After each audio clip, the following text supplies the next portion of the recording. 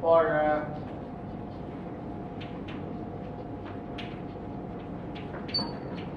constraint systems, as I told you, canonical Hamiltonian has only actually a formal meaning, but that's it. Otherwise you cannot really even define it due to inconsistency, because you cannot invert all the momenta or the coordinates, and some of the coordinates just remain as coordinates. You cannot invert them in terms of momenta. So this is a problem, and to avoid this, we follow the Dirac prescription or the Dirac analysis.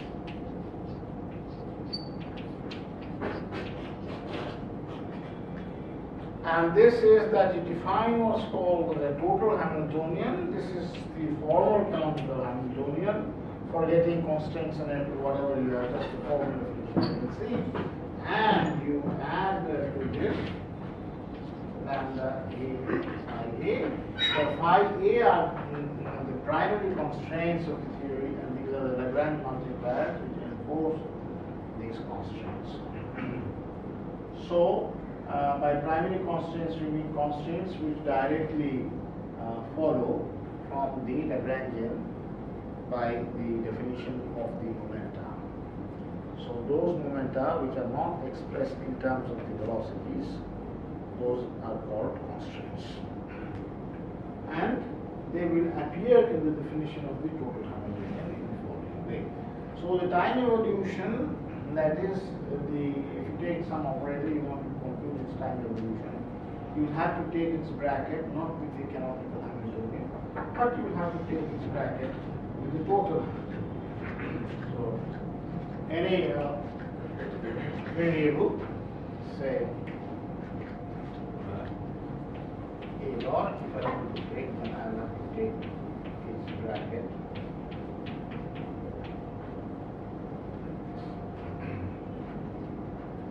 Also, we introduced the notion of the weak and the strong equality.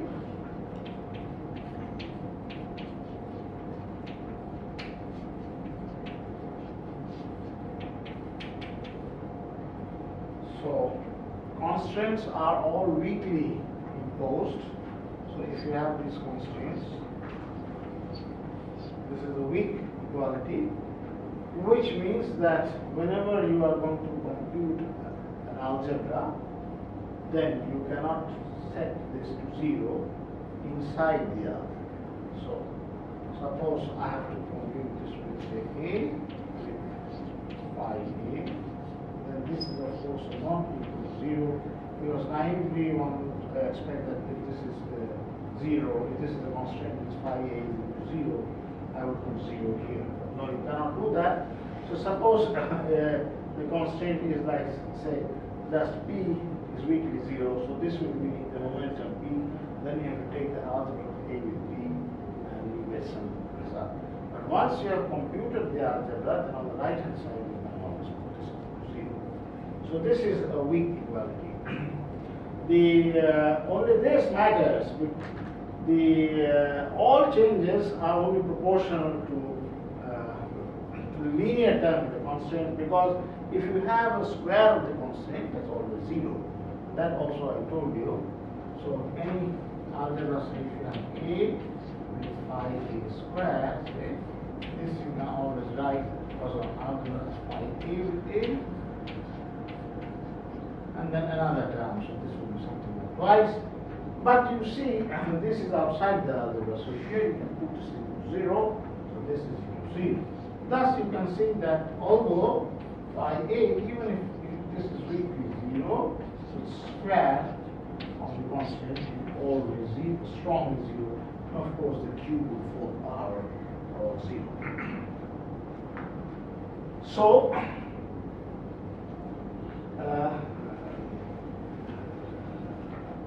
after this, we introduced the notion of what's called the primary and the secondary constraint, which means that to have a consistent evolution, the constraint should actually be time preserved. I mean, it means that if you have a constraint at some instant of time, say at the beginning, then that constraint must be preserved, which means that this should be valid at all times, which means that its time evolution 0. So if I take the phi a dot, so phi a dot, and that bracket with the total components, and that has to be, everything has to be 0. And from this we have three possibilities, as I told you. It could be something which is trivial, that is, if you compute the left hand side, you get 0, so 0 is with the 0, you get no new information. It could so happen that this gives me some finite object which involves these lambdas. You can see that the lambda will now come because lambda is a part of HD, and then it could also happen that if you have invertible algebra and so on, you can actually fix your lambda. So if the situation is such that you can fix the lambda, then you say that this is the second class constraint. If you cannot fix the lambda, then of course what will happen, the left hand side will have rho and peso and class নিচ্ছি আমি পরে কথা বলবো class নিচ্ছি আমি পরে কথা বলবো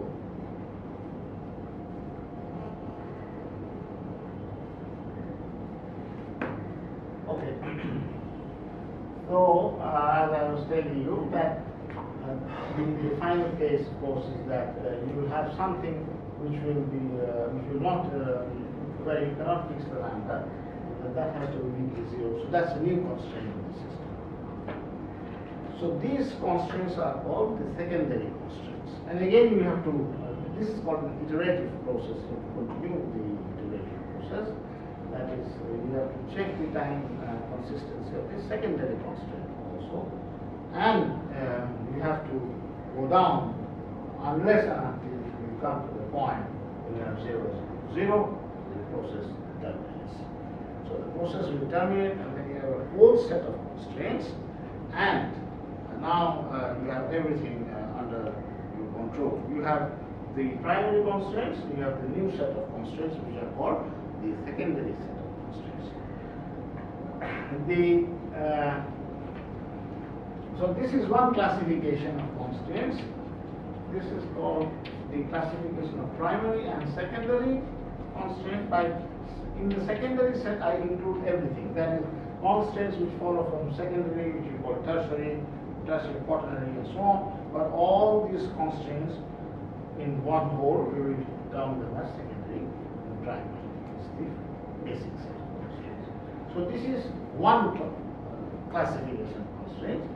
The other classification of constraints is, as I told you, the first class and the second class. The second class are those constraints where you can fix the lambda, and as you can clearly see from yourself that will happen when the constraint matrix has an inverse. So, for instance, in the left-hand side, and you can check for yourself that if you can write you have phi k with hc, this is the first term, and then you have lambda b, and just change the index. This is the second. The algebra of phi with lambda is immaterial because the phi k is sitting outside, so that goes to 0. And this will be 0. So now you can see that if this is an invertible matrix, you can write this in a matricial form. You can invert this, then of course you can fix that. you cannot incorrect this, then you cannot fix that. Okay. So, and you can actually easily see for yourself that this, if this has a form like this,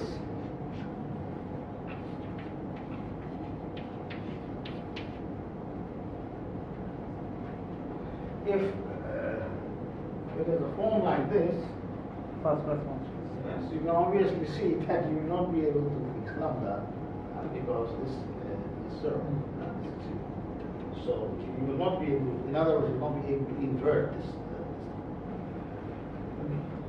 This is therefore called the first class sector, which is defined like this. So constraints which satisfy this property are called first class constraints. If they do not satisfy this property, the second class, then you will be able to fix them. So this is the other classification of constraints. This is called usually FCC or SCC. First class constraints or second class constraints. So we have two basic classifications of the constraints. Right. Now, the one thing that should be observed in this entire analysis is that it's strictly a semi-classical analysis, that is not quantitative stuff, because you are always working with what? Poisson brackets. It is not completely classical because of this funny behavior, because you distinguish between what's called the weak equality and strong equality, therefore then this approach is called a semi-classical approach. You can, of course, proceed with the quantization, then the quantization program as you do, that you have to replace the brackets by the I times the commutators, and so on and so forth. But that's a more complicated picture. Before going to the quantum theory, even in the semi-classical picture, there are many decent points which should be emphasized. The first point is that these files basically act as what's called the generator of the gauge transformations. They define really the physical Hilbert space. The subspace, which is really the physical Hilbert space, is defined by these files in the following way. So here, if I take this phi as just f, I mean by phi is a first class constraint, and then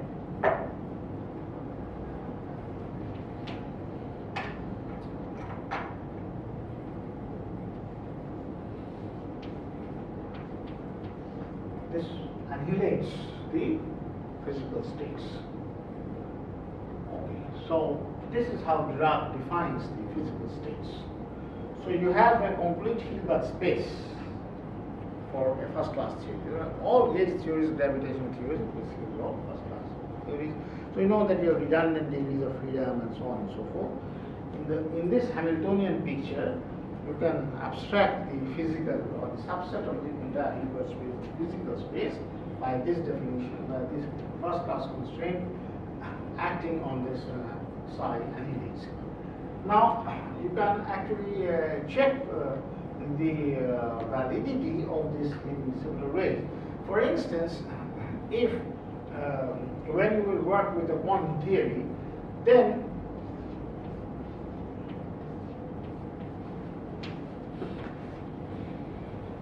you can actually replace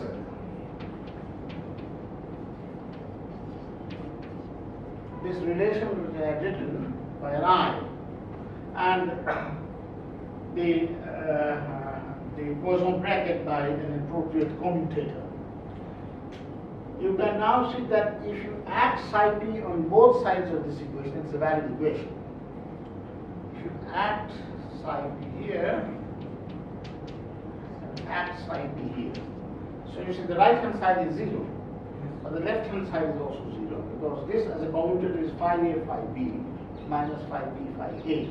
But whether it is phi b or phi a or first class, it's acting on side that's 0, so 0. So this is a valid definition. This is a valid definition. and it is valid only if this is first class. If this is second class, this is not valid. That's very easy to check, because if this is a second class,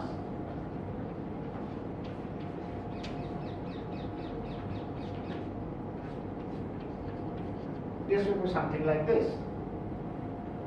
There is no phi on this side. Therefore, you can see, if you try to play this game here in the second class, you apply a psi here and you apply a psi there, then you can see the left hand side is 0.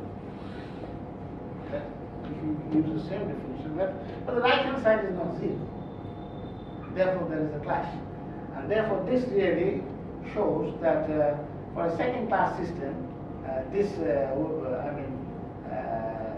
does work. I mean, only if you have a system that has only first class constraints, then you can isolate your physical Hilbert space by a definition which I have given in this.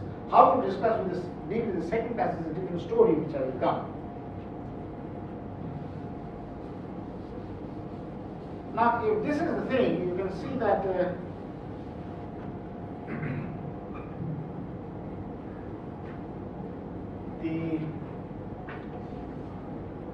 if you interpret this as the generator of a gauge transformation, then you know that the finite transformation, which is built up by a succession of the infinitesimal transformations, when exponentiate this, then you write an I, and then you have the parameter, and then this is the generator. And that's showing that how this acts as the generator of the gauge transformation. This is all the first class constraint, right? And then these will act on psi p. Okay. So what is the first term? And that's all. Yes. When you expand the exponential, this will hit and this will give me 0. Right? So this is indeed the generator of the gauge transformation, because the physical states should be invariant. What are the physical states? The physical states are those states which are gauge invariant or invariant under the gauge transformation. They should not change. And therefore the generator acting on that should not change the physical state. And that's what happens. And this is once again compatible with the Dirac resolution, that you define the physical state in that way. So this just shows how you interpret the first class constant. Now, what about the second class constant? The interpretation of second class constant is very tricky. Indeed, if there are second class constraints in the theory, there are two ways of discussing the problem. The first way is due to Dirac himself, where he says that you can redefine the Poisson bracket, by introducing a completely new bracket, which is named after him and is called the Dirac bracket, such that if you use that bracket, the second class constants are all strongly 0. And if they are strongly 0, you can completely forget about them. Right? If they are strongly 0, there is no need to remember them. They are strongly 0. They are out. They are completely out of the dynamics. They are 0.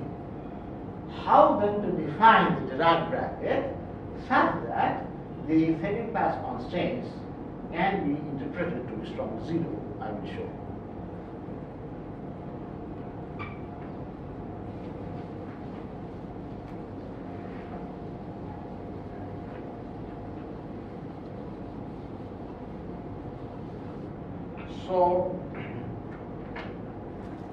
So let us consider this phi b, say, this is a completely second class set.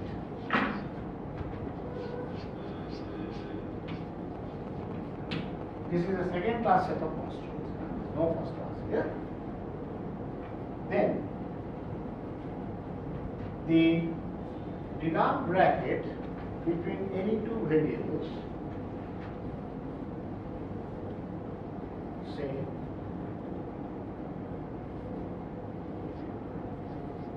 PA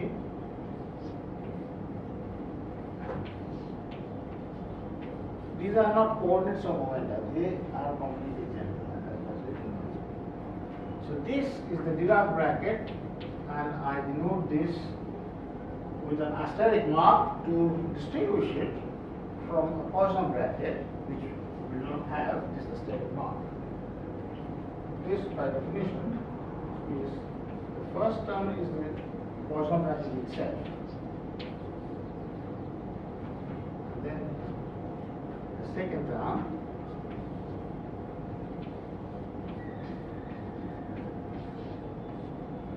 these are the constraints.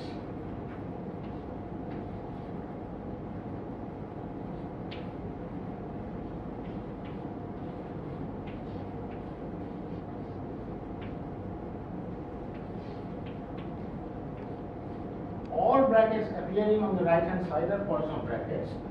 The bracket appearing on the left hand side is the Dirac bracket. The Dirac bracket is defined in the following way in terms of the Poisson bracket, where this is the inverse of the Poisson algebra of the second class constraints. So,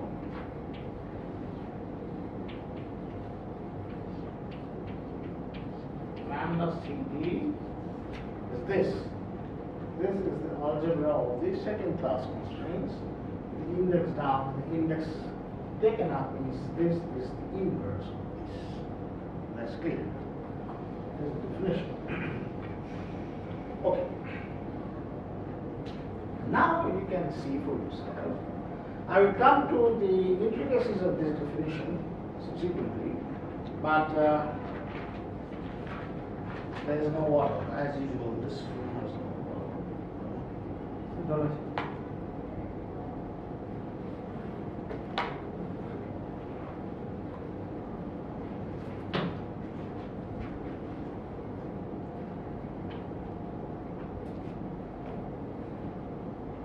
Let me take the Dirac bracket of an arbitrary variable with the second class constraint.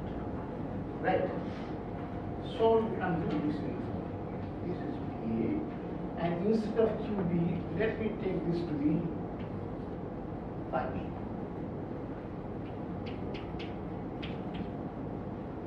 So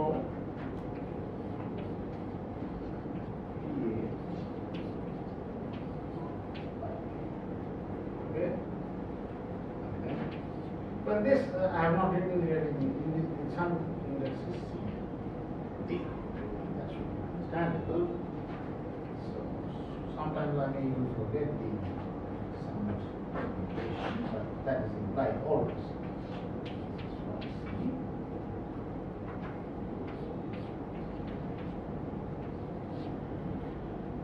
Now QB is phi B. I have written that. So this is okay. So this part you can see is lambda CD, and this is what? This is the inverse of this. So what's that? That's delta C. This is the delta CB, and therefore you can see I can omit everything. Right. Delta CB. And then we want the contraction C just gives me what? Phi B. And then you see the power of Dirac's definition. Okay. So the Dirac bracket of any second class constraint with any arbitrary variable is 0. So what does that mean? This by itself is strong. Right? If you have a variable whose algebra with all variables is 0, then that variable is trivially 0. It doesn't matter. You can actually change the things. I mean, you could have taken these to be Q and so on, but the result will not change. Now, you may try to prove for yourself, and take this as homework and just try I mean, the Dirac bracket satisfies all the properties of the Poisson bracket. The Poisson bracket, for instance, is antisymmetric under the interchange of the variables. So you can interchange PA and QB. You can take QB with PA, and then you will see that it will turn out just to be the minus of that. And the first term is changing the first term is obvious. That's the property of the Poisson bracket. As far as the changes in the other term are concerned, I would ask you to just do it. Just and you will see that you will get this property. That is this is minus.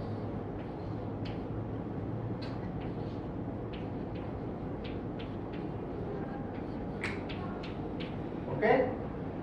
Satisfies what is called the chain rule. It does satisfy the chain rule. When you know the chain rule of the Poisson bracket,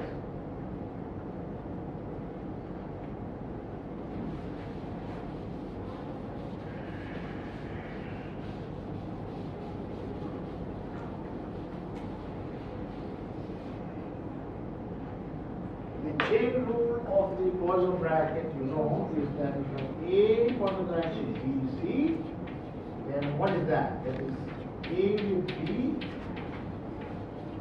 C plus E. Now this you know, the chain rule.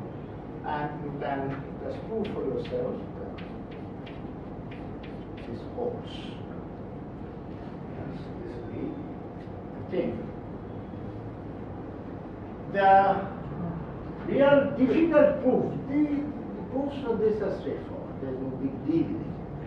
The really technically the most complicated and elaborate proof is the proof of the associativity law. The associativity law is what? That's basically the Jacobi identity. The Poisson bracket satisfies a thing which is called what? The Jacobi identity. That is, if you have a double Poisson bracket, that is the Poisson bracket of A, B, C,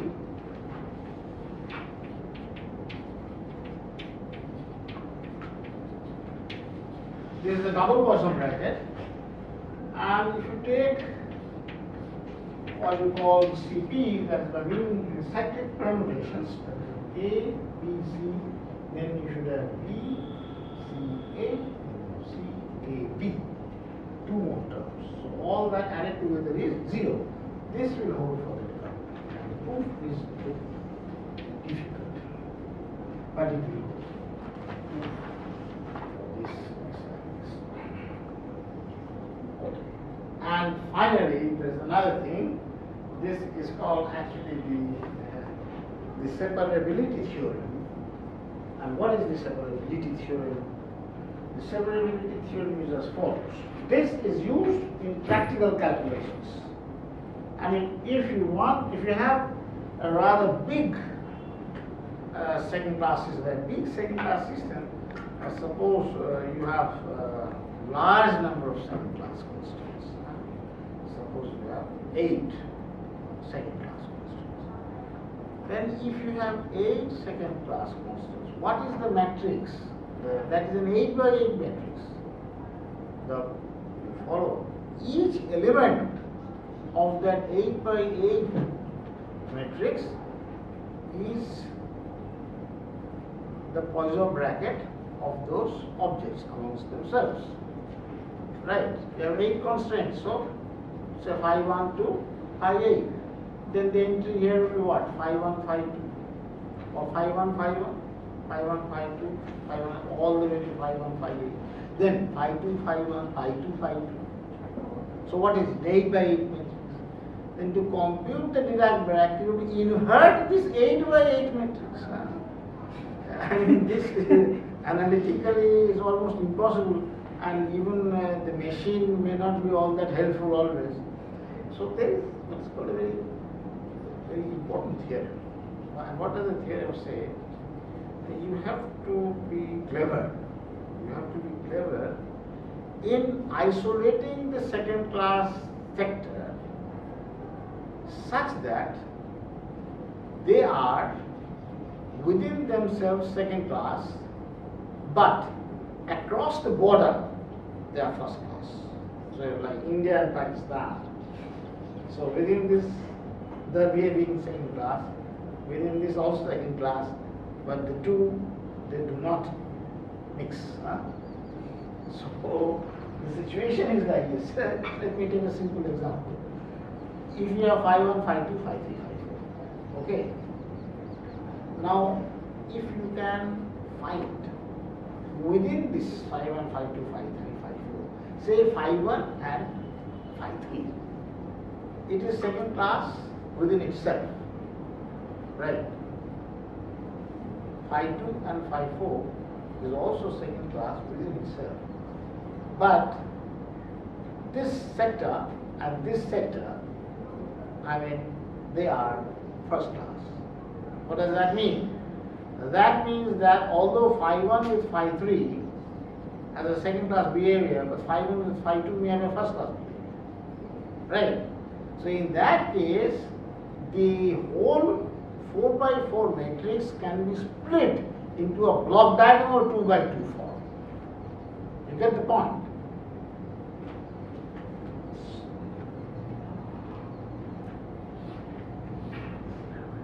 Right? So yeah, all these entries are there. But with this identification, with the way that I have told you, if you can isolate that,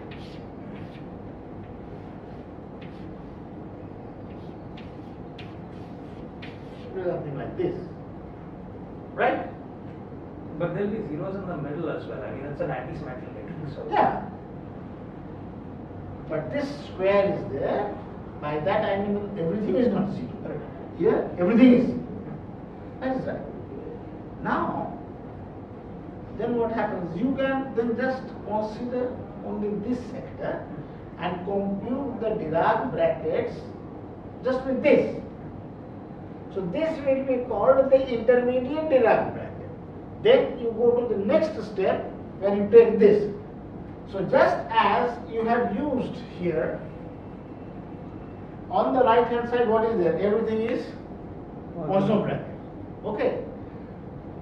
So now this is the step 1. I have done it with the 2 by 2. I have got the answer for this. Now when I will go to the step 2, what will happen? This will be step 2 and this will be step 1.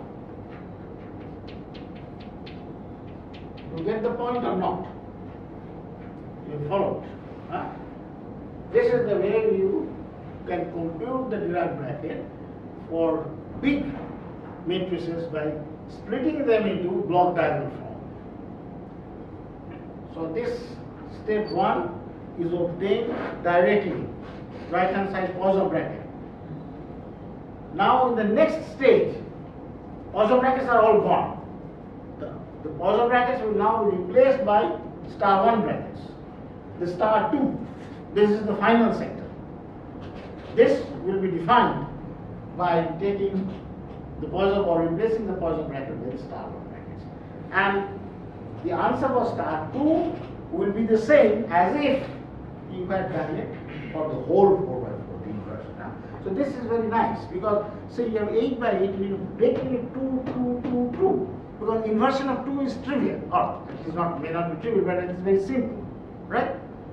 Then you can just go on. So the real intelligence part or the adaptability part is how you have to isolate the constraint. That's the thing. So this is a technical issue of the second class constants and how you can really do it. Okay. So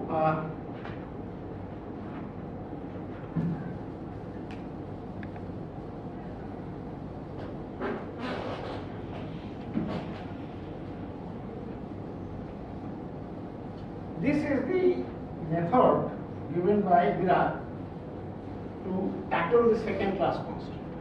So what happens is if you have only second class constraints in the theory, then you can do your quantization by replacing your Poisson bracket brackets by Dirac brackets, and then lifting these Dirac brackets to the level of commutators and subsequently setting all the second class constraints to be strongly 0. Once you set the second class constraints to be strongly 0, you can actually throw away some of the variables, because these constraints are some relations between the coordinates and the momenta, and since they are strongly 0, you can actually identify the actual canonical or the physical space of this system, of this constraint system in this way.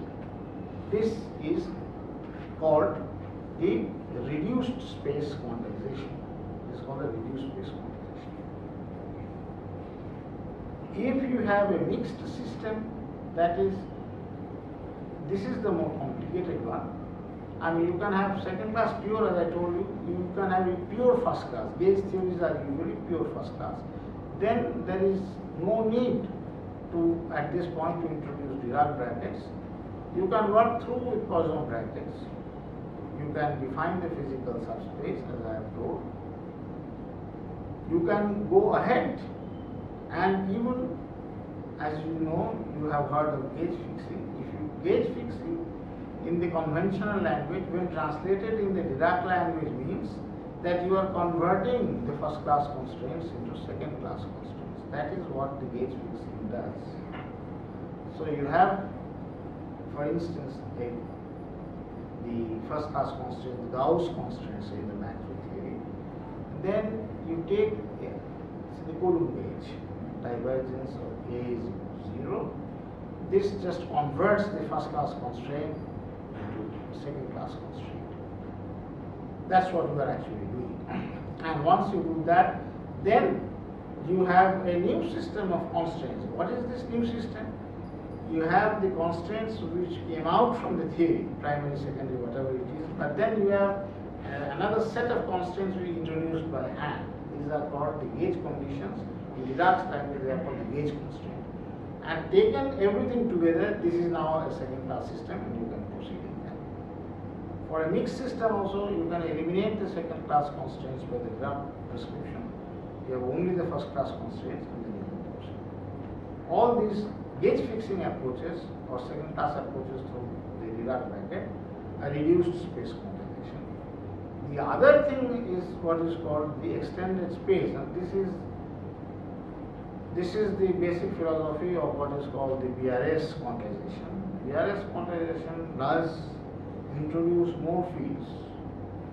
So what is actually the physical meaning of this? The physical meaning is simple. You can actually convert the second class constraint into a first class constraint by introducing more fields into the whole theory. So that is easily understood. I mean, suppose you have a constraint like say this Q1 is equal to 0, and then we have another constraint like this, and you can see for yourself that this is a second class set. It is a second class set because although Q1 with Q1 is 0, P1 with P1 is 0, but Q1 with P1 is not 0, it is 1. Therefore, this is an invertible matrix.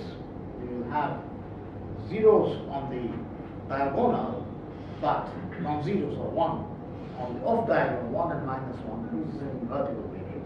This is a second class system. Now, it is trivial to convert this into a first class system. So what you have to do, you have to just change it, say like this.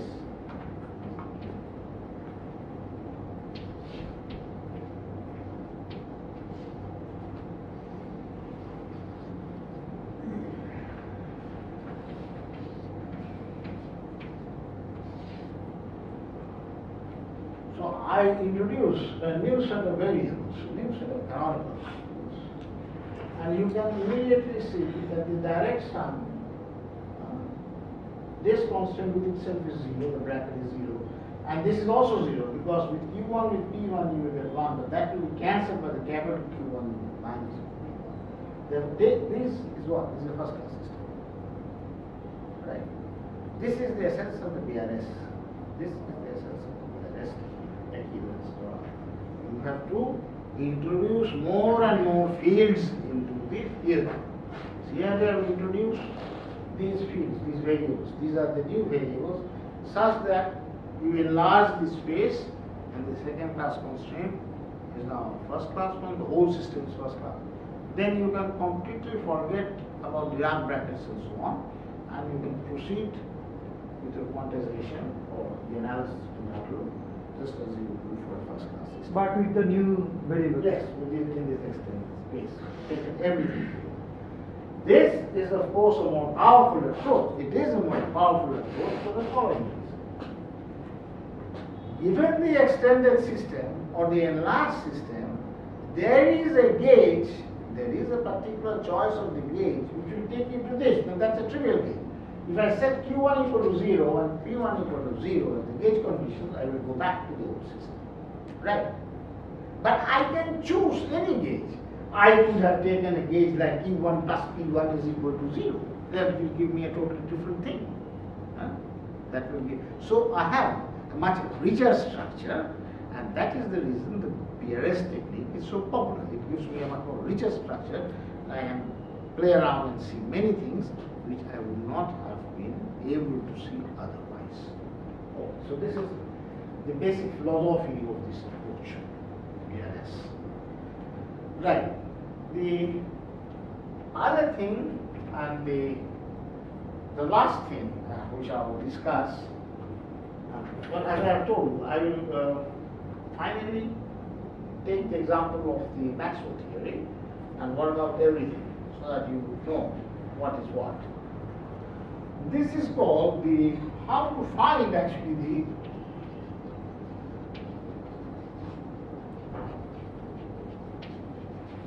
gauge generator.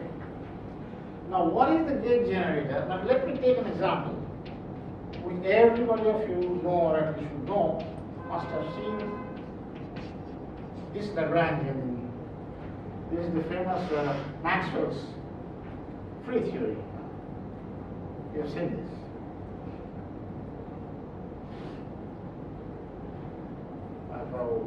What is your name? Sir, Rabin. You are what? PDF here? No? Yes. You're from Banaras. Yes. Okay, so all of you at some point must have, except you, this Jadavpur? No. Have you seen this? No. I didn't. So he says no. Jadavpur. This is not even seen this afternoon. Then everybody has seen this. Anyway, you should see the Maxwell theory. And this is a course, or this is the Lagrangian which everybody knows. I hope you know that this has, this is a gauge invariance. If you change mu to something like this, then the theory doesn't change. You know this. And it's not a very big deal to realize this. F mu, by definition, the field tensor is d mu a mu minus d mu. Right? So if you make a change by like this, so this is a mu plus d mu alpha minus d mu a mu plus, and then you can see the second term d mu alpha minus d mu, whatever, you interchange the derivatives, and this term just cancels, and so this f mu itself is preserved. So if f mu itself is preserved, obviously the composite object, the product of f mu with f mu is also preserved. That's it. So this is known as a gauge transformation. The question, what is the generator of this transformation? This is not easy to answer. This is not easy to answer. Everybody knows this, but for it to be a symmetric transformation, the has to be a generator. What is that generator? This is not an easy question. We will try to provide an answer to this question.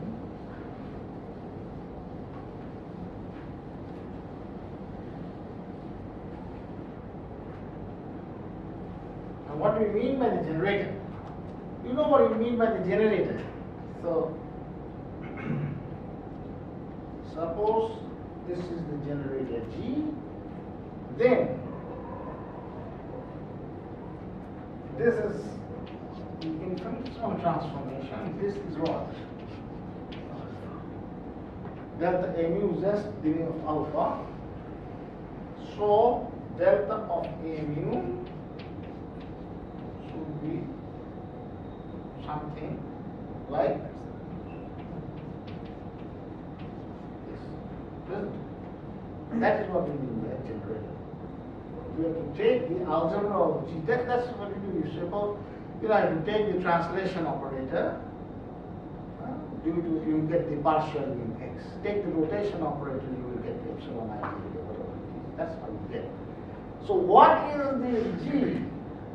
What is this G? Such that horizontal bracketing with this will give me this. It's not an easy thing. It is not an easy thing.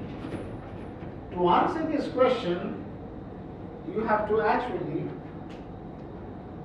realize a very fundamental thing. What is the fundamental thing? I'll go back here. Suppose you take an action like this, L. Now,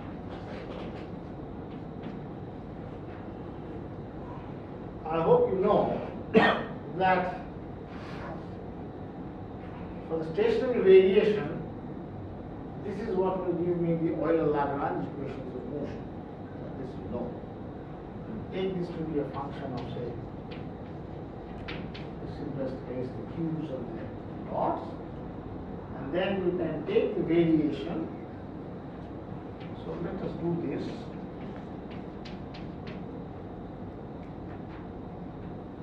So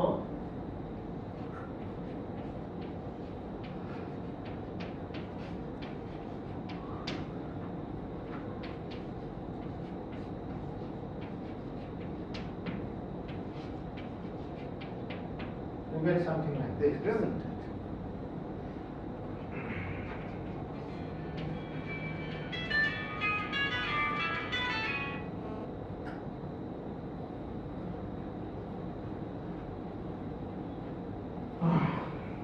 Then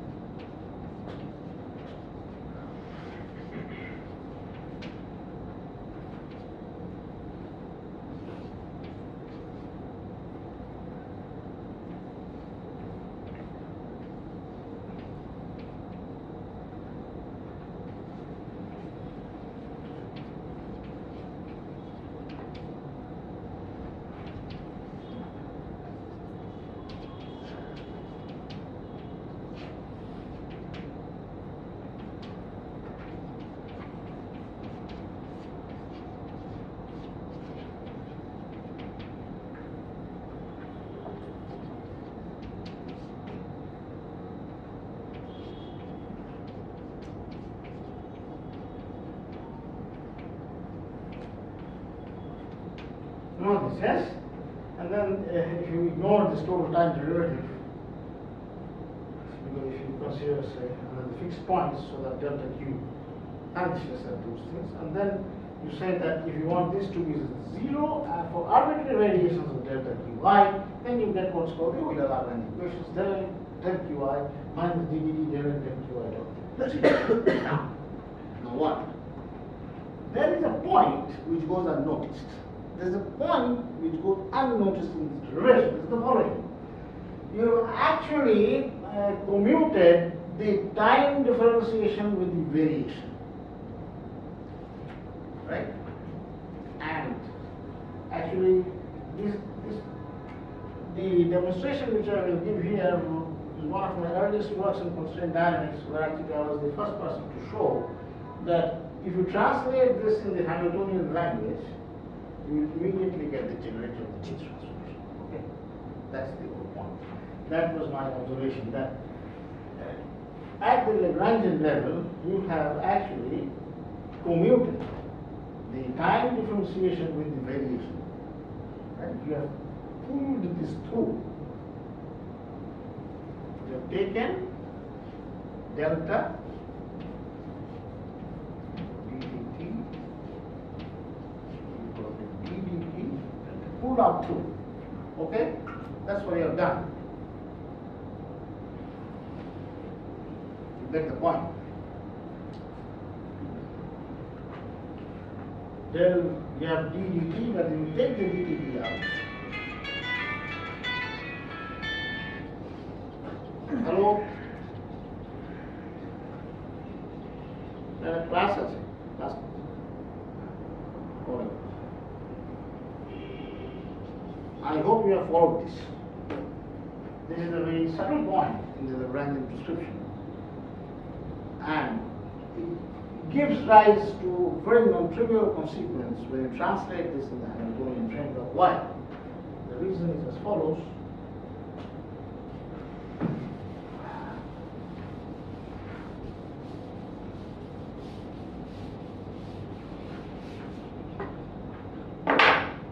If you take ddt of an arbitrary variable,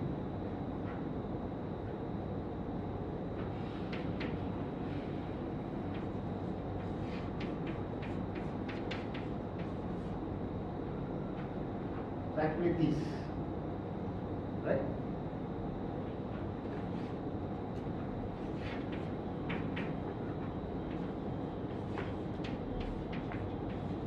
This, okay? So,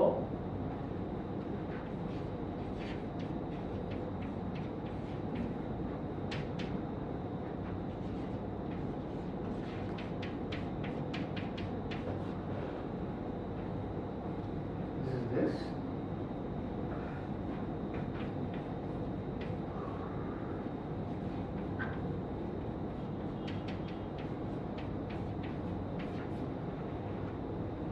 This is this. You read.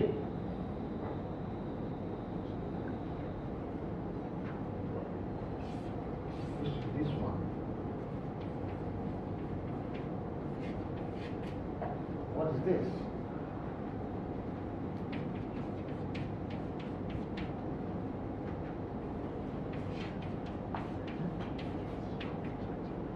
This is this.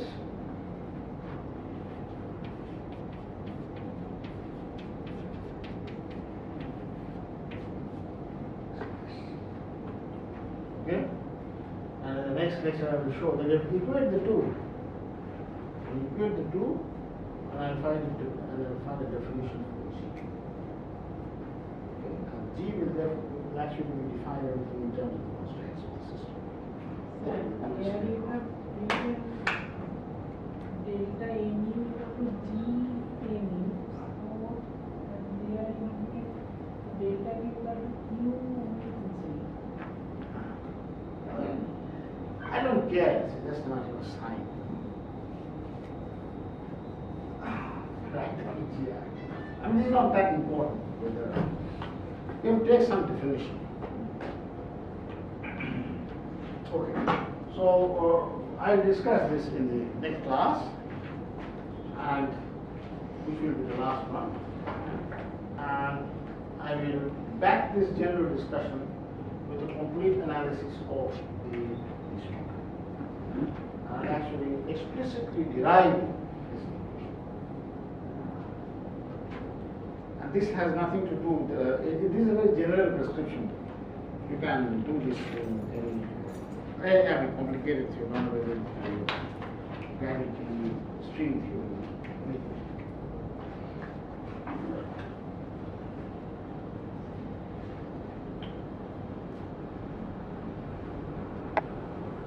Okay, that's all. But make sure, Fernandez, this is not, you have to fix the room correctly. This jumping like a monkey from this floor to that floor and then going from here to there has So I think next time we'll have it on this in this room itself, and I'll talk to them about how it's vacant. Talk to them and fix it 72 hours before. It's like an operation theater, you know that. Everybody wants to be Right. here. So next week I will tell on perhaps on Monday.